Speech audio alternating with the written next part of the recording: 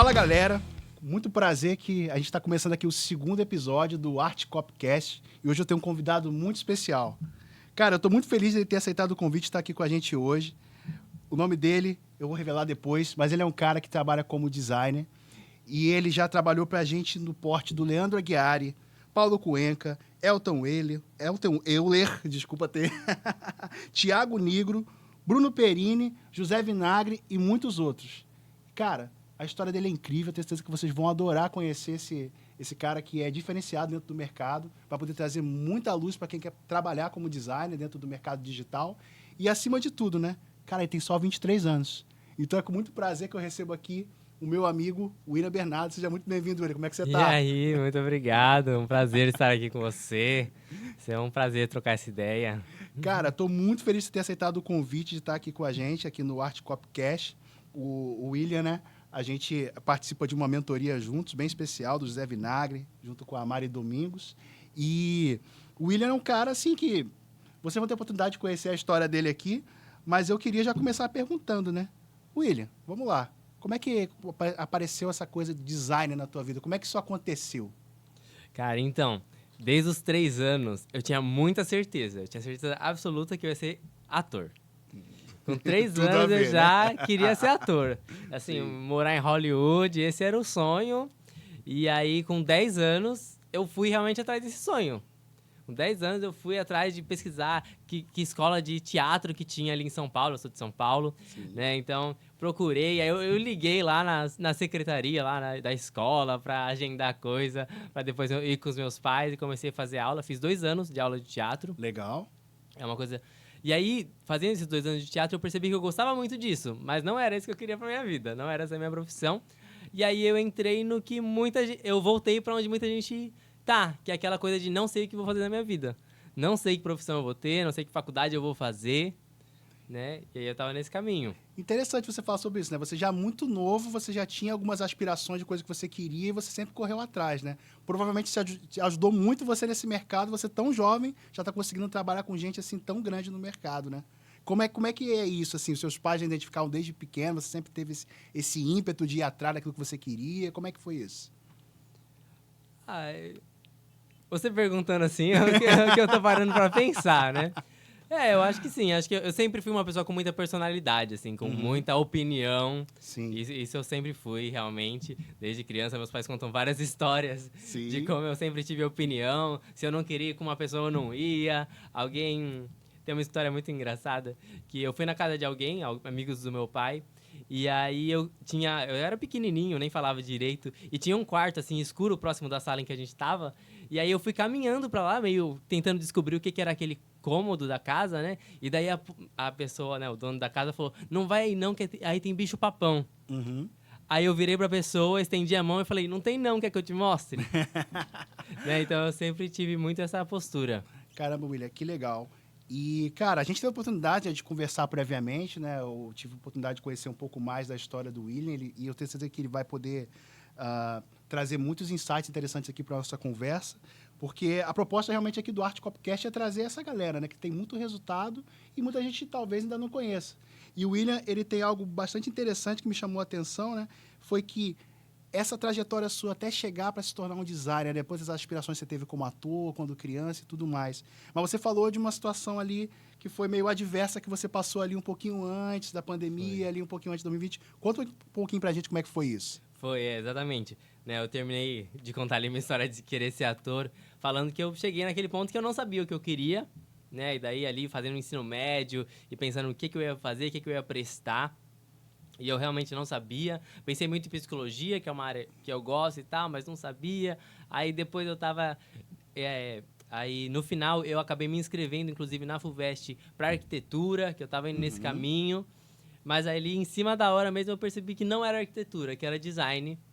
Que eu fazia as artes para minha igreja, Sim. né, e tal, então já tinha contato com isso. E eu percebi que era aquilo que eu gostava e tal. Então eu tentei aí entrar na faculdade de design, né? E apesar de ser uma pessoa aí, entre aspas, inteligente, né? Na escola eu sempre tirava dúvida de muita gente. Eu não era muito estudioso, mas eu sempre fui muito bem nas provas, tirava 9, 10, né? Só que chegou no Enem e não deu certo. Você acha que deu aquele frio na barriga, na hora não conseguiu desenvolver aquilo que você esperava? Como é que foi isso? Não, assim, até que eu fiz a prova de forma tranquila, só que aí chegou o Aham. resultado e não foi tranquilo. Mas quando- como é que quando- foi esse resultado? Que não foi tão legal assim. Então, quando veio o resultado, né, e aí eu não conseguia entrar em nada público, não Caraca. conseguia entrar em nada. E aí, acabou ali, né? Só que aí tinha o ProUni, né, que é para Uhum. você entrar em faculdades privadas pela nota do Enem. Sim. E aí eu tentei usar esse recurso, me inscrevi em 2 faculdades para o curso de design, e aí eu consegui, eu passei. Caramba, Eu passei, a primeira opção eu passei em terceiro lugar e a segunda opção eu passei em segundo lugar. Então ali, opa, tinha dado tudo errado, mas há uma esperança, agora deu certo. Aí você agora conseguiu foi. fazer a faculdade, pelo menos, né? É. Conseguiu fazer o curso que você queria. Agora consegui. E aí chegou o dia de me inscrever na, na faculdade. Eu cheguei lá, não formou turma. Porque eu tinha me inscrito para o período da manhã. No Aham. período da manhã não formou turma, só à noite. Tipo, não tinha pessoa suficiente para poder fechar uma Isso, turma. não formou uma turma, então Caraca, que não droga. tinha como me inscrever.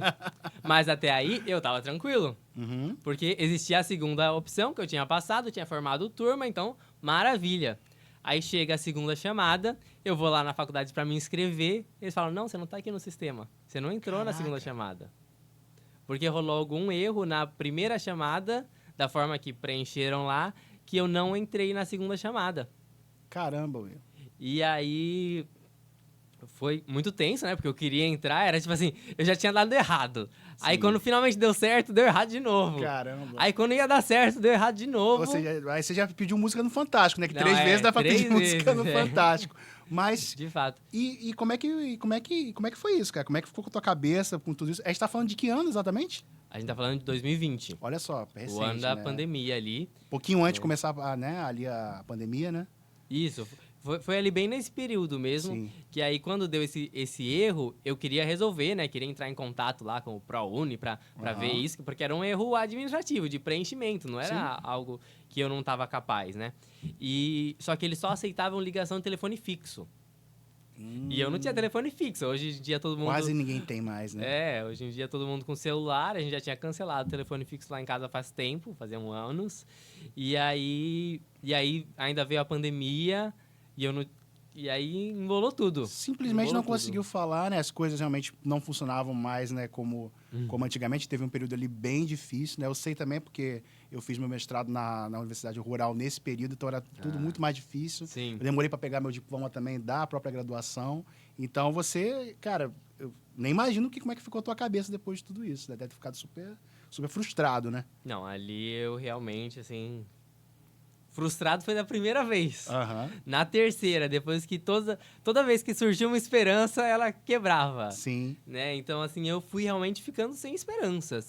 Sem esperança nenhuma. Uhum. Eu já tinha tido anteriormente alguns sintomas de depressão. Sim. E daí, no meio disso tudo, ali eu realmente não via mais esperança pra mim. Eu achava que, cara, eu não consegui entrar na faculdade, não vou conseguir ser nada na vida, eu vou ser um peso pros meus pais, não vou conseguir me sustentar. Já começa a passar um monte de coisa negativa na cabeça. Tu vê, poxa, tudo dando errado e você não pode... coisas que vão além, né, da sua capacidade de poder resolver, né? Algo, assim, muito frustrante, né? Não, totalmente frustrante. E aí chegou num momento bem crítico, assim, realmente, em que eu já não via mais esperança pra minha vida. Sim. Né? E aí chegou um momento específico em que eu estava deitado na minha cama e eu já não via mais sentido nenhum na minha vida. Eu estava ali decidido a não continuar vivendo. Nossa. E aí eu senti um toque de Deus. Eu senti Deus ali me dando uma certeza. Algo quente no meio daquela frieza toda. Alguma esperança no meio daquela escuridão. Onde eu não via mais que tinha nada. Deus me deu a certeza de que tinha algo no meu futuro. Ele tinha algo para mim. Mesmo que eu não soubesse o que era ou quando ia acontecer aquilo. Mas eu sabia que tinha algo. Caramba, Will, que incrível. E ali, no fundo do poço, veio essa luz de Deus, esse toque do Senhor. E eu continuei vivendo ali, até que um pouco depois eu vi um anúncio que me chamou muito a atenção.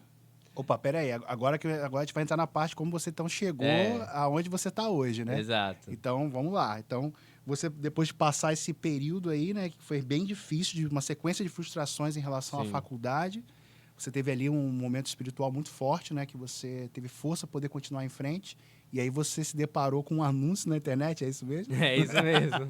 Então, conta pra gente como é que foi isso aí, como é que isso apareceu para você. Um dia, scrollando o Instagram, como muita gente faz, eu vi um anúncio que me chamou muito a atenção, que tinha um astronautazinho, assim, um anúncio que estava escrito, você vai ler aqui, depois aqui, por último aqui. Se você... Aí tinha um menorzinho, se você chegou até aqui, clique em saiba mais e tal. E aí eu cliquei, e aí eu vi esse anúncio, já era o dia do evento. Iam ser 3 aulas ao vivo e gratuitas, como sempre. Né? Os 3 CPLs ali. Tem que ter. E aí, tinha um desafio. Era ele ia ensinar como mexer num programa novo, que era um tal de Figma, que na época ninguém conhecia muito. Hoje está começando a aparecer, né? Tem mais gente conhecendo, mas na época eu não conhecia muito. Então, ele ia ensinar a usar esse programa e alguns recursos ali para a gente fazer um carrossel. E o melhor carrossel ia ganhar uma vaga na comunidade dele. Pô, legal. E aí, eu não tinha dinheiro para entrar na comunidade. E quanto que era, na época, o valor do curso, mais ou menos, assim? Eu acho que era 1.997. 1.997. Eu não sei se é 997 ou 1.997. De qualquer forma, tá valendo. De qualquer jeito, eu não conseguia pagar, então. Não, eu nem sei o valor, porque eu não conseguia pagar. Né? Mas ali eu me empenhei, né? Eu assisti as aulas, acompanhei as aulas direitinho, apliquei tudo que ele ensinou e mandei meu carrossel. Legal. Mandei meu carrossel. Nas aulas que tiveram ali, então, desse lançamento, né? Inclusive, até bom até especificar lançamento, né? Uma estratégia do marketing digital. As pessoas normalmente fazem algumas aulas e depois oferecem um produto. O Will aqui falou também de carrossel. Às vezes pode ter alguém que não sabe muito bem o que é. É aqueles, né? Aquelas artes que a gente vê no Instagram, no Facebook, que a pessoa faz. Tem várias páginazinhas assim, né? E sempre tem ali algum conteúdo. Mas aí, então, você assistiu essas 3 aulas, você aplicou tudo que tinha lá. E aí, como é que foi? Aí, como é que era esse processo de avaliação deles? Isso. Então, aí eu apliquei tudo e daí, aí acho que eram 3 aulas, depois tinha um 4º dia, que era o dia desse julgamento aí, né? Da análise. E aí tinham 3 jurados, que eram clientes do Diego. E aí eles foram analisar os carrosséis, todos os carrosséis que mandaram, para escolher qual seria o ganhador. Caramba. Né? E aí um dos jurados, inclusive, gostou muito do meu trabalho, meio que defendeu o meu trabalho para os outros, falou, nossa, olha os conceitos que ele aplicou aqui, isso e aquilo, um monte de coisa que eu nem sabia que estava lá, mas ele estava falando, a gente deixa, né? A gente fala, é isso mesmo. Vai questionar para quê? Para quê, né? E mesmo com esse jurado aí defendendo fervorosamente o meu carrossel, eu fiquei em 2º lugar. Nossa. Outro cara ganhou. E o prêmio, né, além da entrada na comunidade, que custava 1.997, tinha um trabalho já fechado que ia fazer junto com o Diego, que era o professor, e a pessoa ia ganhar R$3.000 por esse trabalho. Que legal. A premiação muito bacana, né? Você tinha o curso ali e você já entrava tendo um cliente. Né? Assim, tipo assim, o sonho de todo mundo que tá começando, né? Você estava começando ali no marketing ali. Sim, o sonho de todo mundo. E aí eu fiquei em 2º, não ganhei em 1º. Mas o menino que entrou em 1º lugar, ele já tinha comprado o curso. Né? Que abriram no 3º dia, então ele já tinha comprado. Então o que eles fizeram? Eles deram o serviço para ele. Sim. E deram a vaga pro 2º lugar, que era eu. Poxa, cara, e aí que eu legal. consegui entrar na comunidade. Sim. Né? E quando você entrou na comunidade, assim, qual foi a sua sensação? Você caiu dentro, procurou aprender todos os modos. Como é que foi a sua atitude para poder aproveitar essa chance? Sim. Tem até um story que ficou muito marcado, eu tenho ele salvo. Que sou eu, assim, correndo de um lado pro outro da sala e falando no story que eu tinha ganhado a comunidade e que eu entrei e tal. Então, eu apliquei ali realmente a estudar e pôr em prática tudo que estava ali. Inclusive, esse jurado que gostou muito do meu carrossel, ele quis me contratar assim que acabou o evento. Ele já me chamou. O cara que tava te defendendo ali o tempo todo. O cara que tava me defendendo ali sem me conhecer, ele já quis me contratar. Pra resumir, você ganhou a mesma coisa que o primeiro colocado, né? Porque você ganhou o curso e ainda conseguiu um cliente logo de cara também, Exatamente. né? Então você saiu ali, vencedor, né? Com certeza do concurso ali, né? O vencedor, né, vai te Muito legal, Will, muito legal. E como é que foi esse trabalho, esse primeiro trabalho com esse cliente? Como é que foi o seu desenvolvimento ali na comunidade? Como é que foi esse Sim. passo a passo? Esse primeiro trabalho foi um pouco desafiador. Eu não estava muito confiante de mim mesmo, mas o rapaz que me contratou tava, né? E dentro da comunidade eu tinha ali todo o apoio do professor, né? Da comunidade. Então, eu aceitei esse trabalho e desenvolvi ali. E ele falou assim, eu vou te contratar por R$ 500 para você fazer uma identidade visual para mim. Legal. Se eu gostar, eu pago e te contrato fixo. Se eu não gostar, eu pago e você vai embora. Não tinha, na verdade, para você não tinha perda nenhuma. Não né? tinha perda nenhuma, só nenhuma. vantagem. Não, foi uma oportunidade maravilhosa, assim. Uhum. E aí eu fiz, ele gostou. Então, aí a gente fechou esse trabalho de R$ 500 e depois um fixo de 1.500. Opa! Então, já foi 2.000 aí, Sim. né? E aí, esse trabalho acabou acontecendo só por um mês, que ele mudou a estratégia de negócio dele. Mas aí, 2 dias antes da gente encerrar, Aham. o Diego, que era o professor, falou, tem uma vaga na minha agência. Mandou lá no grupo, quem quer entrar na minha agência? Aí eu fui lá e respondi ele, falei, oi Diego, eu sou o menino que ganhou o concurso, tudo bem? Aí ele me contratou. E assim? Aí, assim. Tipo, você foi lá, comentou, e o cara foi lá, fechou o negócio, rápido, papum, e tu Ele... tá, de repente, lá dentro, lá da equipe do Diego. Exatamente. Um Que mês legal, depois, eu já estava dentro da equipe do Diego, atendendo grandes players do mercado. Que o Diego, ele já era um cara super consolidado. Que fala ele um vem pouco, lá né? de trás com o Leandro Aguiari. Ah, legal. O Diego Ele já trabalhou trabalha com o Aguiari quando o Aguiari ainda era produtor musical. Caramba, eu lembro do Aguiari, o Aguiari produziu Rosa de Saron, essa galera, clipe do Rosa de Saron, o Renato Viana, o Aguiari vem da... É que eu sou dessa área da música também, né? Então eu conheço um pouco da história dele. O Diego fez muita capa de CD gospel. Uau! Né? Então, ele é dessa época. Sim. E aí, quando o Aguiari veio pro digital, o Diego veio junto com ele. Então, ele começou lá atrás. E daí, eu entrei na agência do Diego já atendendo players grandes. Então, ele já atendia Leandro Aguiari, ele já atendia... sei lá, esses caras grandes. Esses caras de Paulo Cuenca, Thiago Negro. Exatamente. Não, olha só. Isso é ótimo, né? O cara só atende play gigante. São tantos, né? Players grandes que eu já nem lembro de alguns. Ninguém vai se ofender, não, tá? Estiver assistindo, o Will não fez isso por mal. Não me demitam depois disso, tá bom? Não me demitam. Sim. E aí, você ficou quanto tempo trabalhando com o Diego? Como é que foi esse desenvolvimento lá na agência dele? E aí, eu entrei ali e eu lembro que tinha uma gestora, que era a Camila. E eu demorava muito, eu era muito inseguro, sabe, em tudo que eu fazia. Mas ali também tem o sócio do Diego, que é o Bruno, o Bruninho.dsg. E ele foi muito parceiro ali, muito de estar no meu lado, de estar me incentivando. Não, testa aí, tenta aí, depois você me manda. E aí ele ia me dando várias dicas, assim, de pegar na minha mão mesmo ali dentro da agência, eu ali cru, assim, com habilidade, assim, mas bem cru, né? E foi lapidando. E aí eu trabalhei 2 anos com eles. Nossa, ficou bastante tempo. Trabalhei 2 anos na agência deles. E foi um período muito bom, assim, incrível. Eu acho que as pessoas criticam muito trabalhar em agência. Eu ia comentar sobre isso. É muito comum as pessoas falarem que não é tão legal, né? Mas para esse caso, né, que você estava entrando, estava começando ali, foi maravilhoso, né, a sua experiência. Sim. Né? Os designers falam muito mal de trabalhar em agência, que você vai trabalhar muito e ganhar pouco. Mas para mim é a melhor coisa se você quer crescer rápido. Opa, por quê? Se você quer crescer rápido, numa agência, você não vai ter que fazer 500 funções. Se eu, por exemplo, como designer, eu quero trabalhar sozinho já para começar ganhando muito dinheiro. Eu vou ter que prospectar cliente, eu vou ter que me relacionar com cliente, eu vou ter que aprender diversas coisas ao mesmo tempo. Se eu for trabalhar numa agência, eu vou ter demanda porque tem outra pessoa vendendo por mim, tem outra pessoa fazendo a gestão por mim, eu só vou ter a demanda do design. E vou ter bastante demanda, ou seja, eu vou testar rápido, errar rápido, consertar rápido, melhorar rápido. Sim. Né? Então, eu acho que esse é o melhor caminho, porque você entra numa agência e você vai se dedicar ali a ser um bom designer. E foi isso que eu fiz. Poxa, que legal, Will. Olha aí, ó. Olha aí, o contraponto aí do Will aqui, né? Você ficar endemonizando aí trabalhar com agência, não é bem assim, ó. Depende do teu contexto.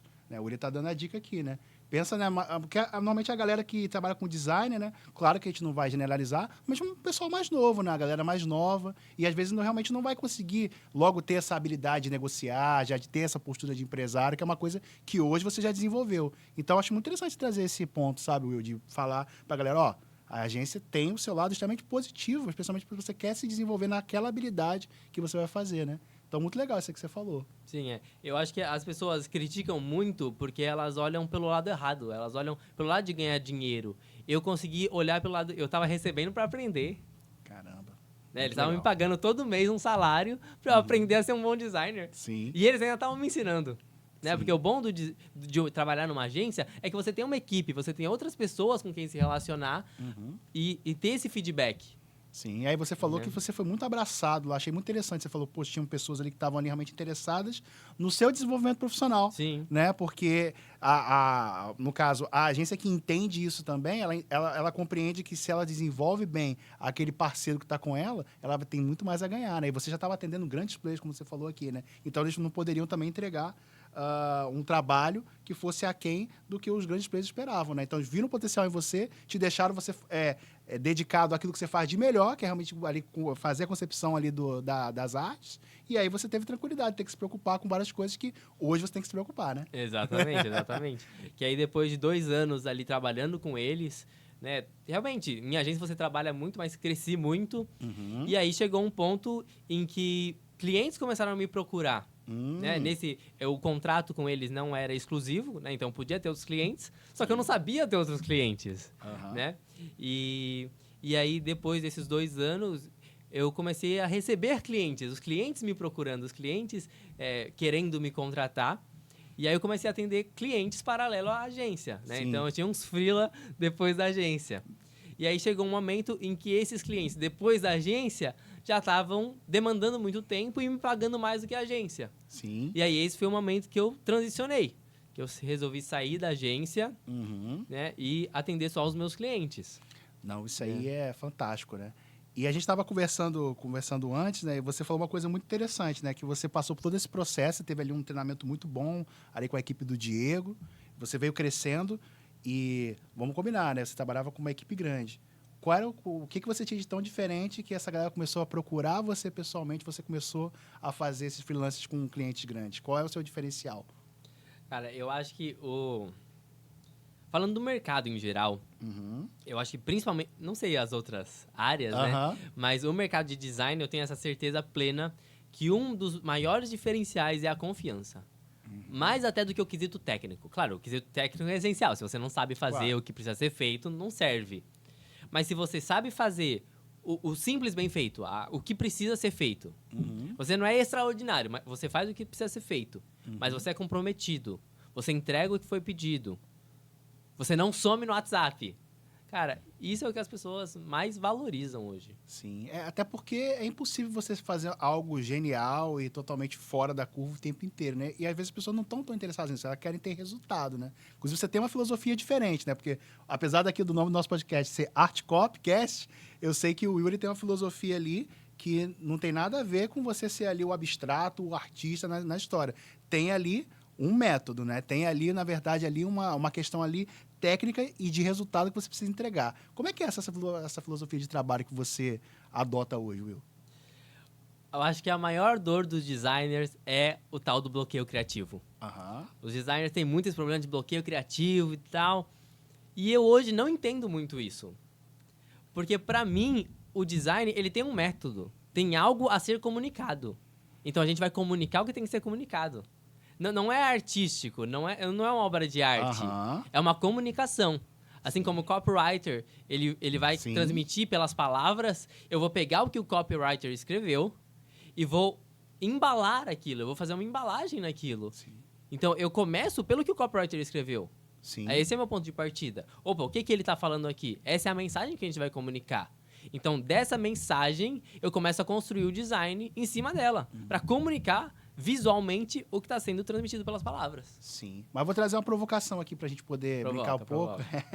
Não, nesse sentido, porque você, no caso, assim, então você está me dizendo também que, de alguma forma, é mais importante para o designer ter a habilidade de comunicação, entender claramente o que o texto ele vai comunicar, do que, assim, ser um bam, de repente, manipulação de imagem. É isso que você está dizendo? É isso que eu estou dizendo. Eu estou dizendo que é muito mais importante você fazer o simples bem feito do que o rebuscado que as pessoas não entendem. Perfeito. É exatamente isso. Eu, há um tempo atrás, participei de um dos maiores lançamentos do mercado. E era um lançamento tão grande que, além da equipe interna de design, eles contrataram mais 3 designers de fora. Caramba. Era um lançamento gigantesco. Depois me conta em off, que eu fiquei curioso. Se você não pode falar, eu entendo. Em off eu conto. E aí, tinha um cara que ele era fantástico nas manipulações. Quando eu cheguei e vi o cara que tava lá, eu, assim, tremi na base. Pensei, nossa, perto desse cara aí, eu nem sou designer direito. Sim. Só que chegaram as demandas de lançamento, e aí, cara, eu dominava muito mais que ele. Porque ele entendia muito de manipulação. Mas o dia a dia de um lançamento, a pegada é outra. Sim. Tem um volume, né? Eu até divido um pouco. Tem o design para publicidade tradicional e tem o design para o mercado de marketing digital. Principalmente lançamento. São coisas completamente distintas. São coisas completamente distintas. Né? Teve uma época que eu atendi a Souvenir. A demanda da Souvenir é muito diferente da demanda de um lançamento normal. Sim. Então, até é uma coisa que eu não fluí tão bem. Porque as exigências deles são outras. Né? Agora, no lançamento, a pegada é muito mais assertiva, é muito mais certeira. Sim. Né? Você tem que ir ali e comunicar aquilo com velocidade. Então, mas essa habilidade, é interessante você ter levantado isso, né? A pessoa que quer trabalhar com lançamento, quer trabalhar marketing digital, ela tem que desenvolver ali também uma resiliência, né? E ela tem que ser uma pessoa ali, entender que existe uma pressão, existe uma demanda grande, às vezes, para poder entregar. Você está falando de um lançamento grande, imagino que você deve ter tido que entregar muitas coisas, né? E como é que funciona esse jogo aí também de você, cara, eu tenho que criar. Tudo bem, eu tenho um método aqui, eu não preciso ser o criativo, eu não preciso ser o cara genial o tempo inteiro, mas eu preciso entregar uma demanda grande e de qualidade. Como é que funciona isso? Exatamente. No mercado de lançamento, tem essa pressão, porque é justamente esse empilhamento ali você junta um monte de expectativa para abrir o carrinho, para vender o produto, né? Então, existe sim uma exigência de volume muito grande. Existe um volume muito grande, uma velocidade muito grande, existe a mudança de estratégia ali, o ajuste de rota o tempo todo. Então, tem essa pressão, é um trabalho que realmente exige bastante nesse sentido, né? Além de entender do design, é importante você entender de lançamento, como eu estava dizendo, no design você vai comunicar algo. Então, você tem que entender o que está sendo comunicado ali. Sim. Então, quando você tem esse entendimento estratégico, você não precisa saber o trabalho de um copywriter. Você não precisa saber o trabalho do estrategista. Mas você precisa entender o que ele está fazendo.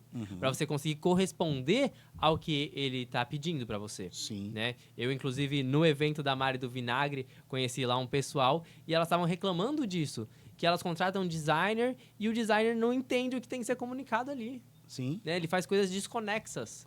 Né? Então, eu acho que o mais importante é realmente você entender a mensagem que está sendo transmitida ali. Sim. E você compreende que isso é algo assim ensinável? A pessoa pode aprender isso? Ou uma pessoa que tem dificuldade de realmente compreender uma comunicação, ela vai ter dificuldade de poder trabalhar com esse tipo de demanda que tem no digital? Eu acho que esse caminho, essa forma como eu vejo, é muito mais fácil do que a forma com que as outras pessoas falam e veem o mercado. Sim. Porque as pessoas vão muito pelo caminho criativo. Elas acham que tem que ser algo criativo, algo disruptivo, e elas focam muito no design. E eu tenho que mostrar que o meu design é lindo. Só que a comunicação é muito mais prática do que isso, é muito mais direta do que isso. É muito difícil ensinar alguém a ser criativo. Sim. É muito difícil ensinar alguém a fazer coisas com super personalidade. É muito mais fácil ensinar alguém a pegar uma mensagem e transmitir essa mensagem e comunicar aquilo que está sendo dito visualmente por meio de um método. Isso é muito mais prático, é muito mais rápido e é muito mais eficiente, dá muito mais resultado. Eu não posso dizer também de onde é isso, mas o maior youtuber de algum nicho aí, quem souber, que saiba aí, eu atendi o lançamento dele. E os criativos que mais convertiam para ele eram os mais simples. Por quê? Porque é uma comunicação direta ali que vende e super funciona para ele. Não, isso é muito comum no mercado, né? A gente Exatamente. Trabalhando como copywriter, às vezes você vai lá, faz um baita de um script pro especialista gravar ali um criativo, consegue entregar algo bem legal, a comunicação, dá todas aquelas dicas ali para que o editor possa fazer de X formas diferentes, o design é a mesma coisa, e aí bota uma tela preta, aí coloca lá a copy lá, e a pessoa vai lá e clica e se inscreve, compra o produto. Então, realmente, essa questão é bem interessante que você trouxe, né? Mas agora, Will, eu queria falar agora de um aspecto mais técnico. Você falou no início dessa nossa conversa sobre uma ferramenta chamada Figma. Tá? Porque a gente já entende, né? As pessoas conhecem muito o Photoshop, hoje tem o Canva, que está muito em alta. Você se especializou em Figma? Quando você entrou, por exemplo, para a comunidade do Diego, foi o Figma que foi o foco? Como é que funciona essa ferramenta? Os designers hoje, eles brigam muito por causa de ferramenta. Ah, porque o designer raiz tem que usar Photoshop. Ah, é porque Canva não presta. A ferramenta não importa. O mais importante é o resultado. Se você entende de forma prática o que precisa ser feito para comunicar com excelência aquilo, você vai ter resultado. E isso vai te fazer um bom designer, independente da ferramenta que você usa. Mas, como a gente estava falando, sobre a velocidade de um lançamento. Sim. Né? Eu, antes de aprender o Figma, eu sabia Photoshop. Legal. Só que o Photoshop, ele tem muitos recursos para manipulação de imagem. Ele é maravilhoso, só que para correria de lançamento, ele é muito lento. Demora muito para você conseguir executar as coisas ali dentro dele, editar, testar. E no Figma, a praticidade a praticidade reina. Você consegue testar com muito mais celeridade, você consegue fazer muitas opções de criativo muito mais rápido, ele é colaborativo, então você consegue ter o feedback do cliente ali em tempo real, ele consegue colocar comentários. Isso no meio de um lançamento, isso é fantástico. Caramba, que incrível, né? Então, hoje, por exemplo, se você estivesse começando hoje no mercado, né? Qual a ferramenta você se dedicaria para poder dominar ali logo de cara? Qual que você indicaria? A maioria dos iniciantes vai procurar o Canva. Que é mais mas conhecido. eu não indico o Canva. Né? Eu já mexi no Canva lá atrás, quando ele nem tinha tantas funções quanto tem hoje, quando ele começou lá mesmo. E o lá atrás, tipo 2 anos atrás, né, gente? Porque as coisas estão se dando tão rápidas, né? Hoje o Canva faz um monte de coisa, né? Acho que eu comecei, sei lá, 2018, 2017. Começou a mexer na época quando você fazia, né, pra igreja, né? Quando que você eu criava as pra artes igreja, da igreja. exatamente. Mas que legal, né? Você já teve um laboratório legal ali que já te deu uma introduzida para você começar a mexer nisso também, né? Mas se eu estivesse começando hoje, eu começaria pelo Figma. Porque o Figma, ele é extremamente rápido de você aprender. Se você se dedicar ali, eu aprendi a usar os recursos básicos ali, os recursos essenciais, não vou falar básicos, vou falar os recursos essenciais do Figma em 3 aulas, ao vivo. Então, assim, é muito fácil de você pegar a ferramenta e começar a aplicar os princípios de design ali. E você consegue testar com muita facilidade, o que é ótimo quando você está começando, que você tem ideia e você vai testando e vai vendo o que funciona e o que não funciona. Isso é maravilhoso. Então, aprenda o Figma porque ele é rápido e é eficiente, você tem liberdade dentro dele. O Canva, ele pode até ser mais rápido em algumas coisas, mas você não tem muita liberdade. Muitas coisas são muito presas ali. No Figma, você tem quase que 100% de liberdade. Sim. Eu consigo fazer hoje no Figma muitas coisas que eu fazia no Photoshop antes. Algumas edições, algumas manipulações, algumas ambientações, eu faço direto no Figma. E para um olhar mais leigo, assim, por exemplo, a pessoa talvez nem perceba a diferença, né? Não percebe, não. Já recebi comentários de que não era possível fazer determinado tipo de arte no Figma. Determinado tipo de carrossel, né? Que são essas artes mais elaboradas. E eu gostava de fazer carrosséis bem elaborados, né, bem trabalhados. Aí alguém disse que você não era capaz de fazer no Figma.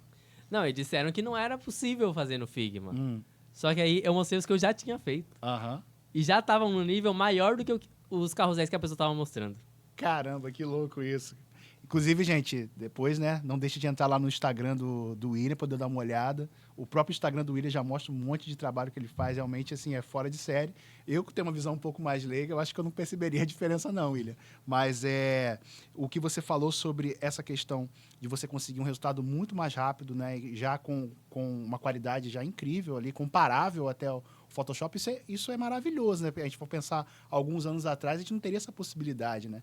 Então, assim, hoje, pensando também, né, nessa praticidade, você eliminaria a necessidade de um conhecimento mais robusto em Photoshop? Uma pessoa conseguiria trabalhar como designer só dominando ferramentas como Figma? É claro que vão aparecer outras, mas hoje ela conseguiria trabalhar só dominando Figma?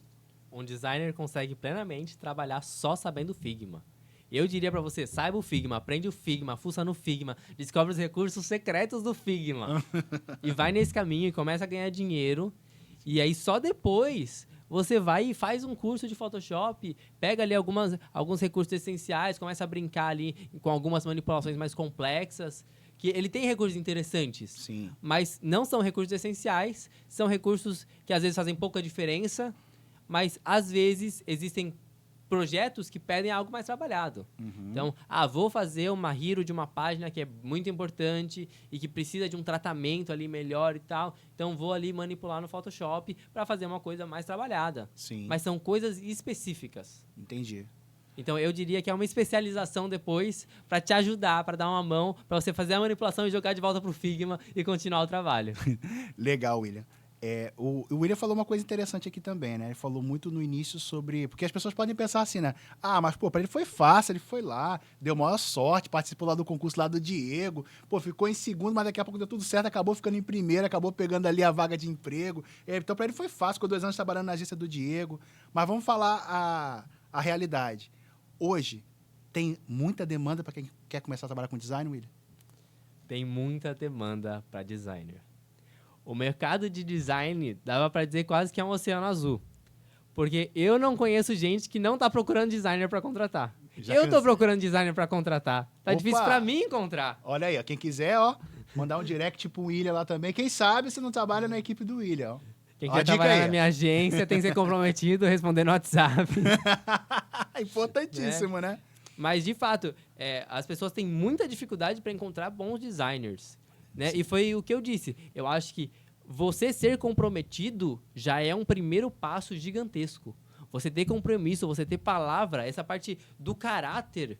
Cara, você já começa 500 passos à frente no mercado de design. Sim. E aí você aprende a parte técnica e começa a aplicar isso.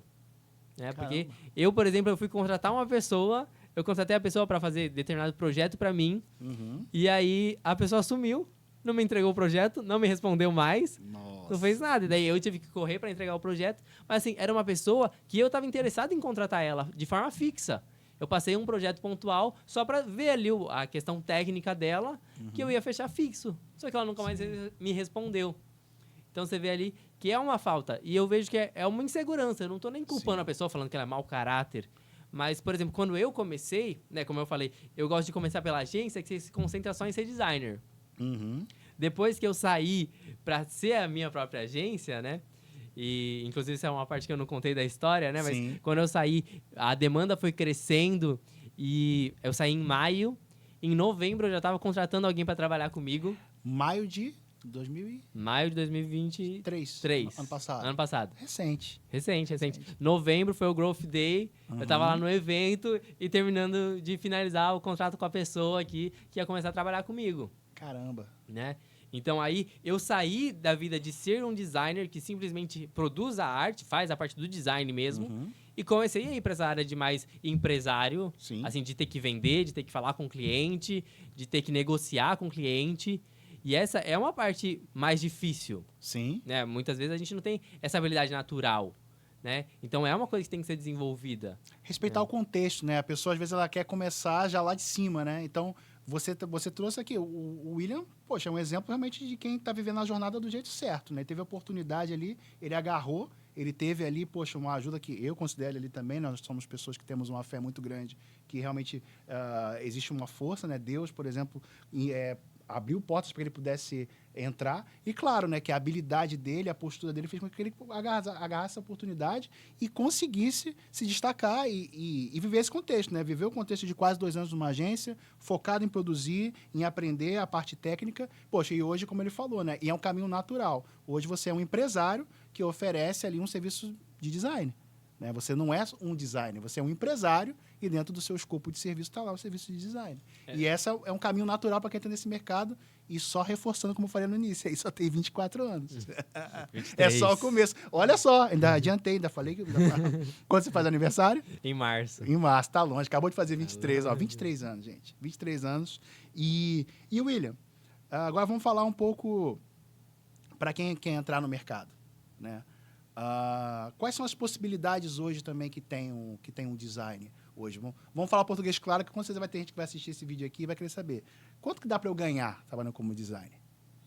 Cara, os ganhos vão variar conforme Sim. toda a profissão, né? Conforme a sua qualidade. Aquela palavra que ninguém gosta no digital, né? Depende. Depende, né? exatamente. Ninguém gosta, mas é Ninguém real, gosta. né? Depende, exatamente. Eu indicaria, né, começar procurando uma agência, né? Então, faz um curso, né? Tenta aprender ali o básico e procura uma agência para você começar a aplicar mesmo aquilo com volume para você ficar bom naquilo. Essa foi a minha trajetória e é o que eu indico. Sim. Mas dá para fazer direto, dá para você ir atrás de cliente, prospectar cliente. Você também é muito dessa pegada, estilo Sobral é muito assim, né? Tipo, aprender fazendo, você é muito dessa linha também? Você acredita que o cara, tipo assim, começa a procurar cliente, já vai aprendendo ao mesmo tempo, já vai executando? Você vê isso com bons olhos? Você acha que tem que ter uma base primeiro, tem que procurar ali primeiro ali alguém para você aprender, um mentor, um instrutor? O que você pensa a respeito disso? Eu acho que não dá para aprender sem executar. Não dá para aprender sem colocar a mão na massa. Né? Então, a teoria, na prática a teoria é outra. Né? Na prática, a teoria é outra. Né? Então, é muito legal você ter uma base de conhecimento antes, mas aprender mesmo, você só vai aprender fazendo. E não é essencial você, então, já dominar todos ali, pelo menos, como você falou, não o básico, né? Mas ali o fundamental. Você pode começar já ali, fazendo os seus trabalhos, procurando os seus clientes, mesmo sem ter ali um domínio completo da ferramenta. Sim, sim. O Figma, por exemplo, você consegue dominar ali o essencial dele muito rápido e já ter essa segurança de, opa, a ferramenta pelo menos eu domino, para começar a aplicar o design de fato. Porque o design não é só aprender ferramenta, né? Então, e de fato, você perguntou, né, sobre começar, e eu acho que esse é um caminho muito interessante mesmo. Sim. Começa por algo, por exemplo, design para social media, também é um negócio que falam muito mal. Né? Os designers criticam muito o social media, que não dá dinheiro e tal. Só que é um negócio que é mais fácil de começar, eu acredito. Né? E é mais fácil de você fechar um cliente de social media. Sim, porque, por exemplo, uma hamburgueria local, uma pizzaria, todo mundo precisa, né? De um serviço desse mais emergencial e, de repente, é uma forma de ganhar dinheiro já de imediato. Né? Exatamente. Mesmo que seja um dinheiro pequeno, entre aspas, pequeno para os ganhos do mercado digital, né? Que eles já vendem que você vai começar... designer 10K. Você já pensa que comprei o curso, no outro dia já estou contratado, ganhando 10 mil reais. Não é assim. Não, esses cantos da sereia também é complicado, né? Eu acho interessante falar sobre isso, porque às vezes a pessoa tem essa ilusão. Duas ilusões do mercado digital, né? Primeiro que é fácil, que você vai ganhar dinheiro fácil, né? E a outra ilusão é essa, né? Que você vai conseguir fazer isso de uma forma muito rápida. E não é bem assim. Eu acredito que é mais rápido do que o normal. Isso eu falo assim, porque eu conheço todo tipo de profissional do digital hoje, né? Gestor de tráfego, designer, copyright, gestor de projeto, enfim. Todos eles têm um resultado muito mais rápido, tá vendo aqui? O Will, poxa, o Will nem fez faculdade, gente. Não deu nem tempo. Né? Deu nem tempo dele fazer faculdade. E o que aconteceu? Ele já começou, entrou no mercado, entrou numa agência e hoje ele é um empresário. Então, assim, é muito mais rápido. Mas a gente tem que tirar também essa ilusão, né? E essa narrativa mentirosa, eu vou dizer até assim, né? De que é muito fácil e muito rápido. E muito trabalho, né? Imagino que tem dias, por exemplo, que aquela coisa de 4 horas por semana não rola pra você, né? Não, 4 horas por semana não existe. Não existe esse negócio. Eu tô caçando quem inventou esse negócio aí, porque...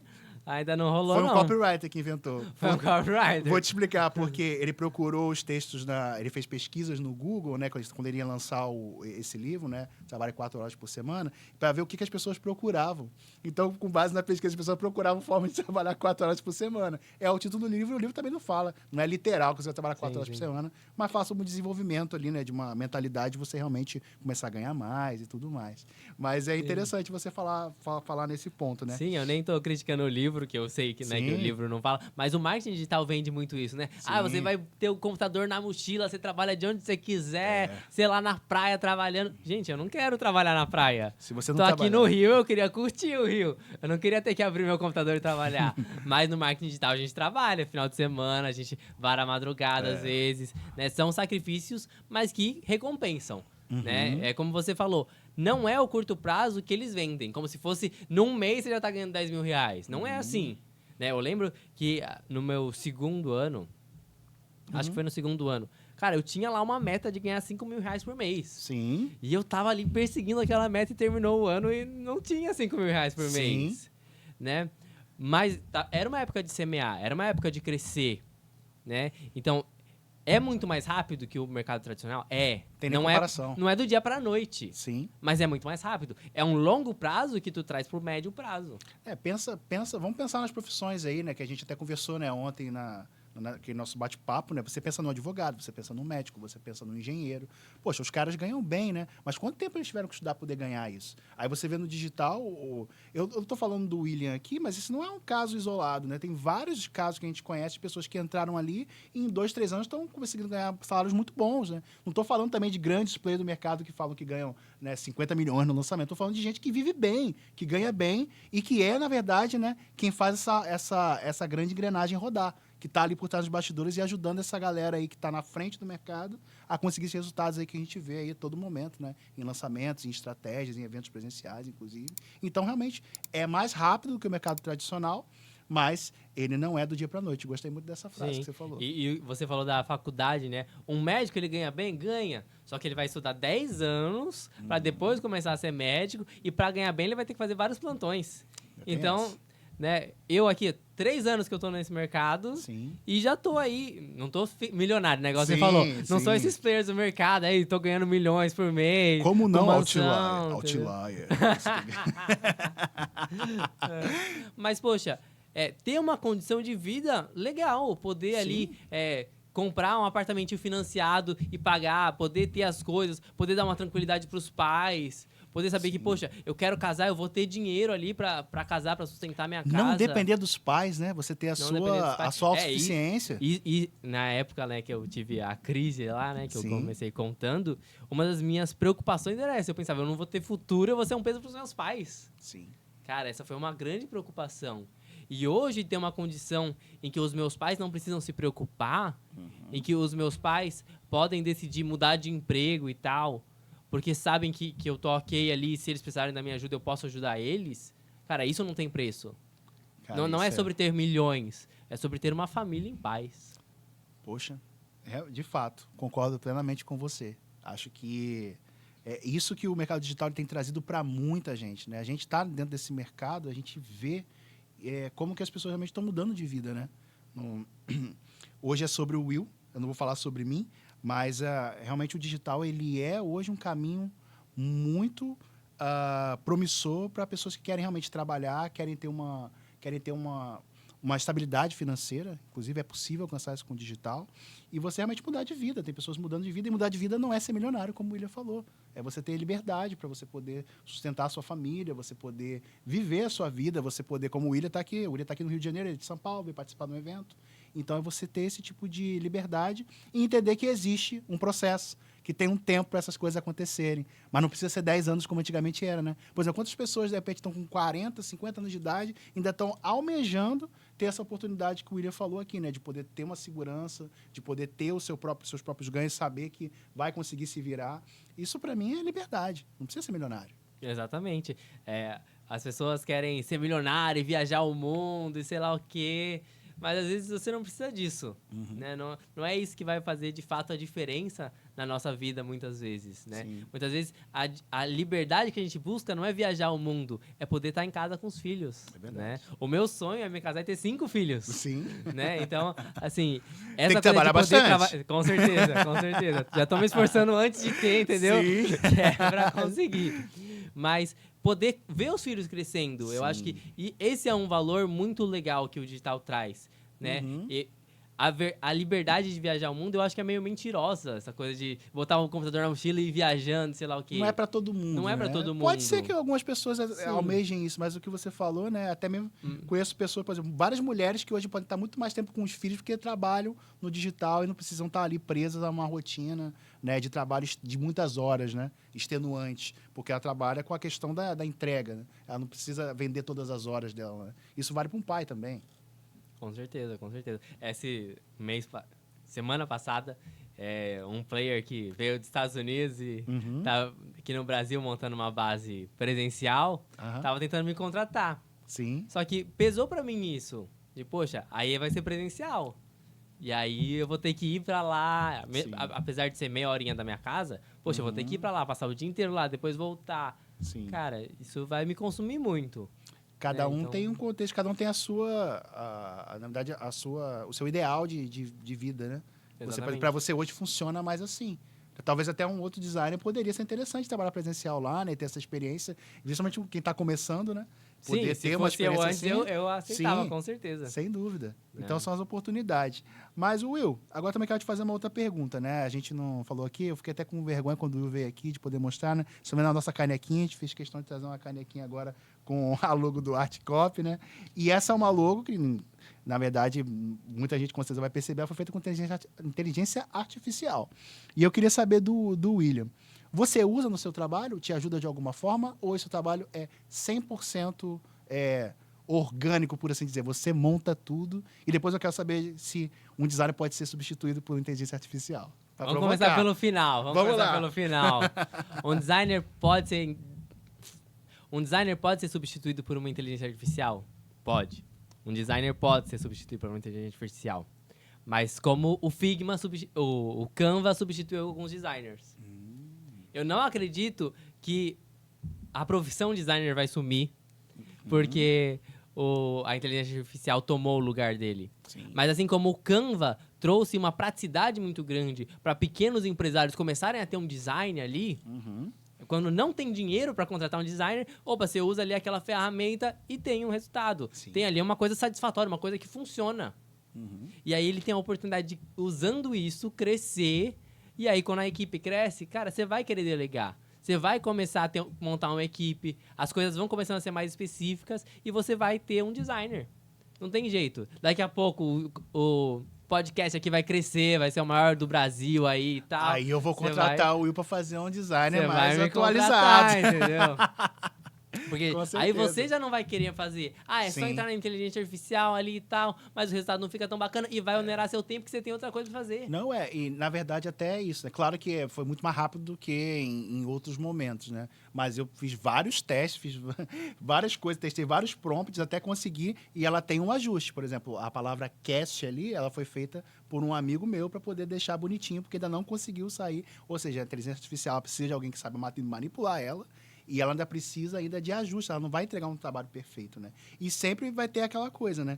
Nada vai substituir o trabalho humano, né? A gente não deixou de andar a cavalo, porque hoje existem carros, tem pessoas que andam a cavalo. Inclusive, até brinquei no podcast com um amigo meu, que foi sobre isso, né? Ele até falou isso, né? A pessoa vai deixar de andar a cavalo? As pessoas deixaram de fazer uma série de coisas. Eu falei, não, ficou até mais premium. Por exemplo, quem quer fazer hipismo e tudo mais, tá utilizando o cavalo. Então, vai ter sempre espaço para todo mundo, né? A gente fala isso, eu lembro que foi, acho que o Beto Alterhoffen que falou sobre isso, né?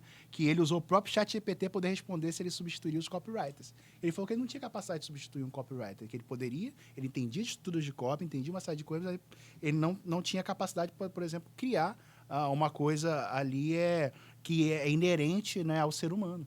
Porque a inteligência artificial... claro que a gente pode, daqui 10, 20 anos, queimar a língua falando isso, né? Porque a gente não sabe o limite que isso vai alcançar.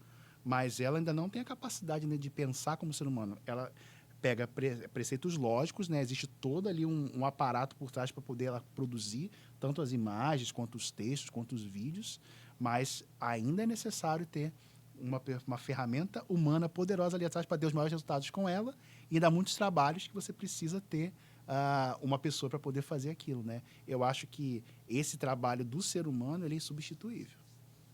Exatamente. E mesmo que fosse, ia contratar alguém para cuidar da inteligência artificial. Na pior das né? possibilidades, vai ter alguém ali para monitorar. Falava isso do computador, Exatamente. né? Todas as revoluções, né? Exatamente. E você perguntou, né, se eu uso no meu dia a dia, e eu uso no meu dia a dia. Sim.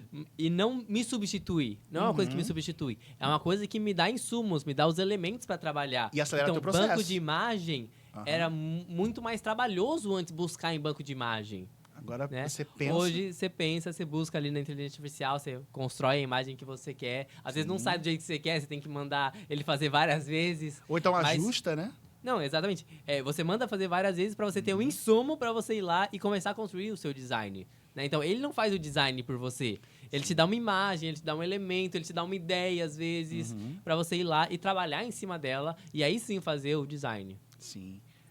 Will, antes de mais nada, eu queria te agradecer imensamente por você ter aceitado esse convite, desse nosso bate-papo. Acho que essa pode ser considerada uma parte 1. Acho que a gente tem muita coisa para poder conversar ainda em outras oportunidades também, porque esse mercado só vai crescer, a gente sabe que ele não vai parar. E o Will, ele é uma referência, tá, gente? Apesar dele ter, agora eu vou acertar, só 23 anos de idade. O Will é uma referência no mercado de design, os grandes players procuram ele. E eu queria pedir para você, William, assim, dar uma orientação geral para quem está começando e o que as pessoas têm que fazer para poder encontrar o seu trabalho e, quem sabe, até mesmo fazer uma parceria de negócios com você. Como é que a pessoa, quem está começando, como é que ela pode começar nesse mercado, como você orientaria para poder ela iniciar e como é que a gente faz para poder encontrar e, de repente, ter os trabalhos do Will, né, a nosso favor nos nossos projetos. Cara, eu que agradeço muito o convite de estar aqui no podcast, foi um prazer imenso. E para quem está começando, cara, eu acho que é como você disse, começa procurando o que fazer, sabe? Procura realmente trabalhos, começa com coisas mais simples e se aparecer alguma oportunidade ali um pouco mais complexa, aceita e vai atrás, busca, né, de forma comprometida a realmente entregar aquilo que você fechou e vai crescendo aos poucos. Se você conseguir conhecer o básico ali, trabalhar numa agência, isso vai estourar muito o seu crescimento, né? Então, eu acho que esse é o caminho e, de verdade, seja verdadeiro. Eu acho que esse é o melhor conselho. Seja verdadeiro. Quanto mais verdadeiro você for, melhor. Seja verdadeiro quanto aos prazos, seja verdadeiro quando for atrasar, seja verdadeiro de, olha, eu não estou conseguindo muito bem, será que você pode me ajudar nisso? Seja verdadeiro. Isso, a gente fica inseguro, a gente quer passar um profissionalismo, às vezes a gente acha que a pessoa não vai gostar de ver a gente meio inseguro ali, meio abrindo o jogo, mas é o que as pessoas mais buscam. Não é mesmo que a pessoa fique chateada naquele momento, ela vai confiar em você nos próximos momentos, né? Então, seja verdadeiro na sua jornada, que isso já é o mais importante. E para quem quiser me encontrar, né, lá no Instagram, @WilliamBernardo, né, você encontra ali, tem alguns posts de alguns trabalhos meus, tem um link também do meu site e lá você pode entrar em contato comigo se quiser me contratar. Se algum designer super bom e super comprometido quiser trabalhar comigo, manda mensagem lá, vamos conversar também. E deixa eu te perguntar agora, William, uma provocação também. E se eu quiser aprender com você, eu consigo? Se você quiser aprender comigo... Sim. No momento você não consegue, mas em breve, depois da conversa que a gente teve, ele puxou minha orelha aqui no bastidor, falou, cara, como é que você tem tudo isso e não ensina ninguém? Tu tem um método aí pra conseguir ensinar os outros, conseguir construir o design sem depender tanto de criatividade e não ensina esse método para as pessoas. Então, depois desse puxão de orelha aí, então, depois desse podcast a gente vai criar meu método, então me segue lá, me manda a mensagem que você quer e a gente vai construir isso aí junto. Perfeito, William. Muito obrigado mesmo, cara. Obrigado Eu que de agradeço. coração. Bom demais. Valeu.